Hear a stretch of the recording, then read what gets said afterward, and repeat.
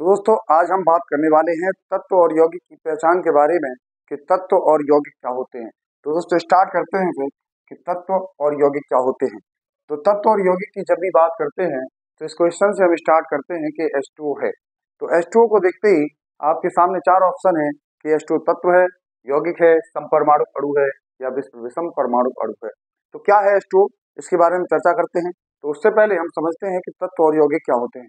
तो अगर आप जानते हैं कि तत्व और यौगिक, जब भी इन दो शब्दों की बात करती है तो हमारे दिमाग में शुद्ध पदार्थ आता है, क्योंकि ये जो क्लासिफिकेशन है वो शुद्ध पदार्थ के अंदर का क्लासिफिकेशन है।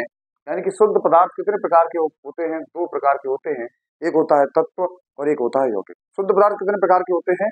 दो प्रकार के, एक तत्व और एक यौगिक। अब ये समझना है कि अगर ये तत्व और यौगिक शुद्ध पदार्थ है तो ये कणों से मिलकर बने होंगे। किससे मिलकर बने होंगे दोस्तों? कणों से मिलकर बने होते हैं। जब भी हम बात करते हैं शुद्ध पदार्थ की या किसी भी पदार्थ की तो किससे मिलकर बना होता है? कणों से मिलकर बना होता है। यानी कि तत्व और यौगिक भी कणों से मिलकर बने होते हैं। अब ये जो कण होते हैं वो कण क्या हो सकते हैं? कण या तो परमाणु हो सकते हैं, कण या फिर अणु हो सकते हैं। कण या तो परमाणु हो सकते हैं या फिर अणु हो सकते हैं। तो हमें ये देखना है कि कण परमाणु और अणु है तो परमाणु क्या होते हैं और अणु क्या होते हैं। जैसे अगर कहीं मैंने H लिख दिया तो ये सिंगल लिखा हुआ है, इसका मतलब ये परमाणु है। अगर मैंने Li लिख दिया तो ये भी परमाणु है। Na लिख दिया तो ये परमाणु है। आवर्सारी में जो तत्वों के सिंबल दे रखे हैं वो सिंबल, एक सिंबल है ये किसको प्रदर्शित करता है?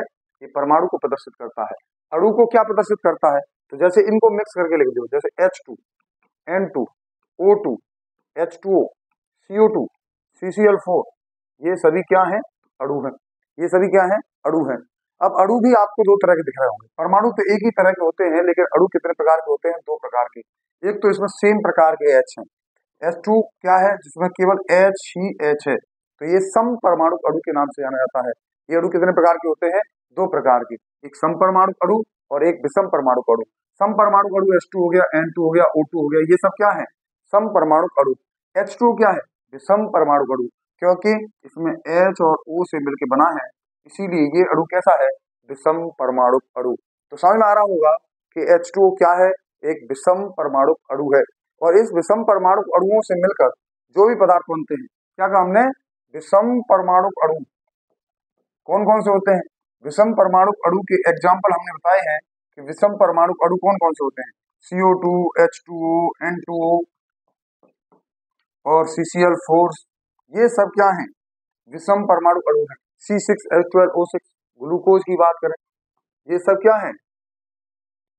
विषम परमाणु अणु है। और इन विषम परमाणु अणुओं का जो समूह होगा, विषम परमाणु अणुओं का जो समूह होगा, उस समूह को हम यौगिक के नाम से जानते हैं। तो विषम परमाणु अणुओं के समूह को हम क्या कहते हैं? यौगिक कहते हैं। यानी कि जो पदार्थ, जो शुद्ध पदार्थ विषम परमाणु अणुओं का समूह होता है उसी को हम क्या कहते हैं? यौगिक। अगर इसी के बाद तत्व की बात करें तो तत्व किसका समूह होता है? समपरमाणु अणु और परमाणुओं का समूह होता है। या तो ये परमाणुओं का समूह होगा या फिर समपरमाणु अणुओं का समूह होगा। हमने क्या कहा?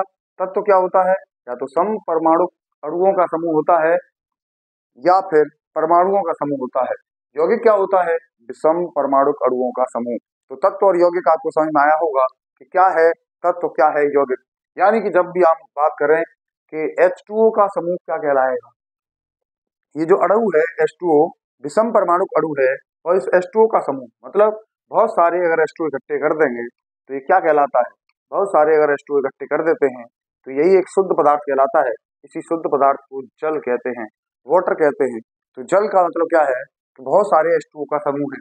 बहुत सारे H2O का समूह क्या कहलाता है? जल।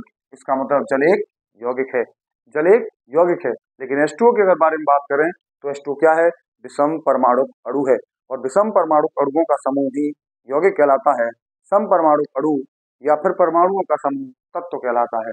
तो इस तरीके से अगर हम इस क्वेश्चन का आंसर देना चाहें, अगर हम इस तरीके से इस क्वेश्चन का आंसर दें तो ये H2O क्या है? तो ये तत्व या यौगिक नहीं है, ये क्या है? अणु है। अणु में कैसा अणु है? ये विषम परमाणु अणु है। तो क्या है ये? विषम परमाणु अणु है। तो इससे आपको समझ में आया होगा कि H2O है तो इसमें यौगिक आंसर नहीं आने वाला है। इसका आंसर क्या आने वाला है? विषम परमाणु अणु। अगर मैंने यहाँ जल है लिखा होता, अगर इसी क्वेश्चन में मैंने यहाँ पे लिखा होता जल है, तो जल के बारे में बात करें तो जल एक शुद्ध पदार्थ है। और शुद्ध पदार्थ या तो तत्व होता है या यौगिक होता है। तो जल क्या है? यौगिक है। क्यों? क्योंकि जल विषम परमाणु अणुओं का समूह है, इसीलिए इसको हमने यौगिक कहा। तो H2O विषम परमाणु अणु है और जल उन विषम परमाणु अणुओं का समूह यानी कि यौगिक है। हमने क्या कहा? H2O विषम परमाणु अणु है और जल विषम परमाणु अणुओं का समूह है, यानी कि जल एक यौगिक है। Thank you.